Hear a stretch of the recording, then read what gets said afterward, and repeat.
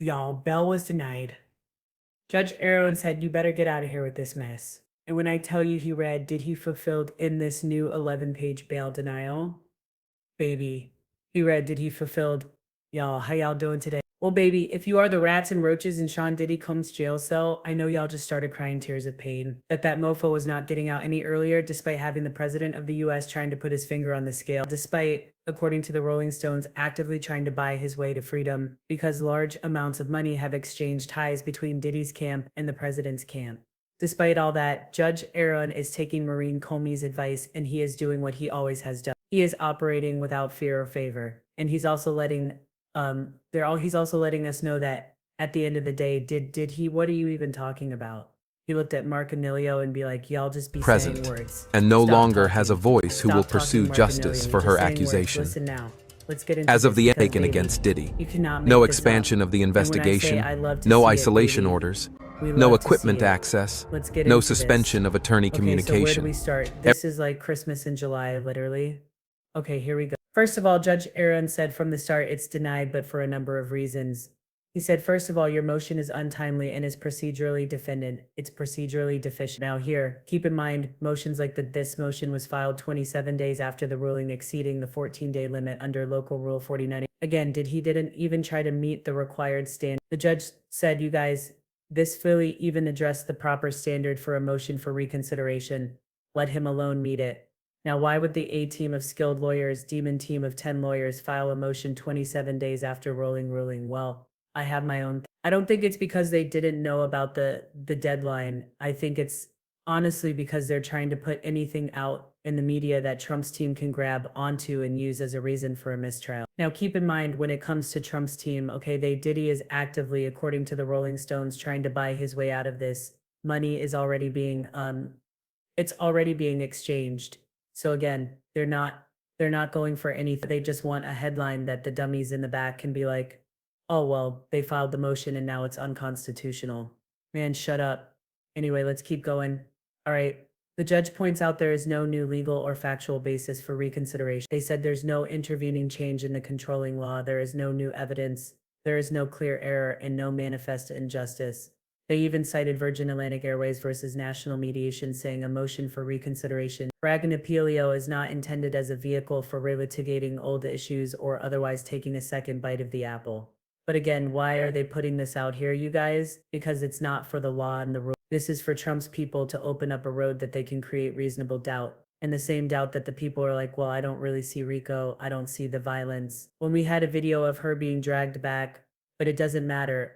Okay. And he also said that the mandatory detention applies and that is it there. He's not even taking it back. He said he quoted Congress and he said that Congress said the mandatory detention applies to any felony under Chapter 11. That is the Mann Act. It's an automatic uh, it's automatically required that you stay in jail. Now he did say again, if there are exceptional circumstances, maybe you could get out. But he got up and he said, baby, those exceptional circumstances, get the hell out of here. Ain't nobody coming to hear you seeing Otis. There's nothing exceptional about you. He flatly rejected that. He said the defendant spills much ink, but his arguments are baseless, misleading, and run counter to the clear intent expressed by Congress. Now listen, he dragged him on that one. He basically said, you talking so much, you using a lot of words, Mark Anilio, but you ain't saying it. He said a criminal conviction, even one the defendant suggests is novel, is a far cry from the types of exceptional reasons that are cited. Prior similar cases involved less violent, less persistent, and more cooperative defendants. What do we mean by more cooperative? Y'all remember that hidden cell phone? The feds raided Diddy's thing and say, yo, if you got any other evidence, electronic devices or whatever, you need to pass those along under this search warrant and court order. Diddy found the cell phone. He did not give it up. He called KK and said, yo, I think I got some evidence, right? The evidence turned out to be a nothing burger to help Diddy, but the whole thing is the feds were like, yo, give us a cell phone. Diddy refused to get the cell phone. He cited employee-client privilege. He cited this. He cited that. At the end of the day, the judge had to give an actual order that he hand the phone over. Again, Diddy has been trying to not cooperate with the court as much as possible.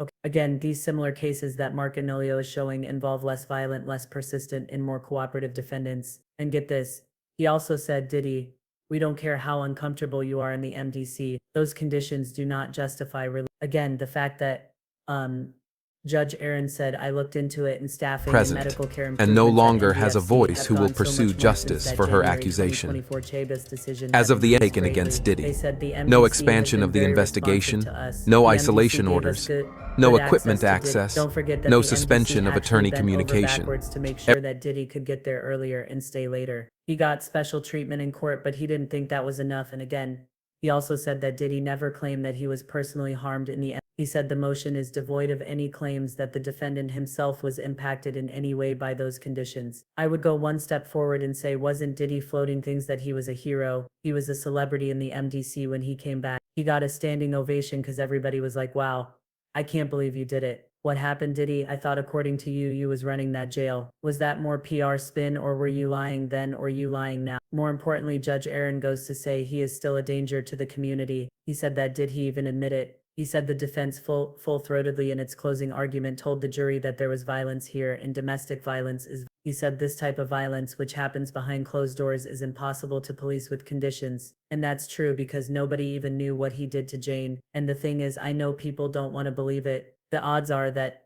if you are abusive to one, you are abusive to all. It takes is the right circumstances in you too. And the fact that you are so good at hiding it, so good at mitigating it, so good at having your employees help cover up, it's impossible to control that even if we have conditions of bail. Again, he talked about the assault on Cassie, Jane, Mia, and others, and the detailed description of Jane's 2024 beating, choking, punching, dragging, black-eyed waltz. And he also said that Diddy is attempting to rewrite history. He said the defense raised the conditions at the MDC but stated the opposite of what they now claim.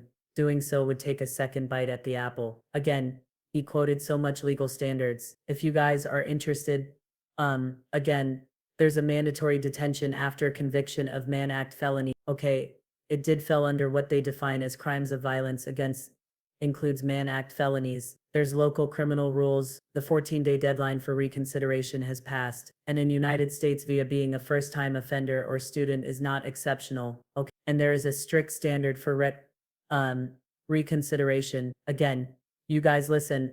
I'm gonna go live later to talk about this, but Judge Aaron read Diddy down, spills much ink explaining why, but his arguments are baseless and misleading, fails to meet or even address the proper stand. Defendants suggesting otherwise, relying on defunct policies, is inaccurate and misleading, fails to present any reason, and this should be swiftly rejected, and the defendant cannot now claim that there was an intervening change.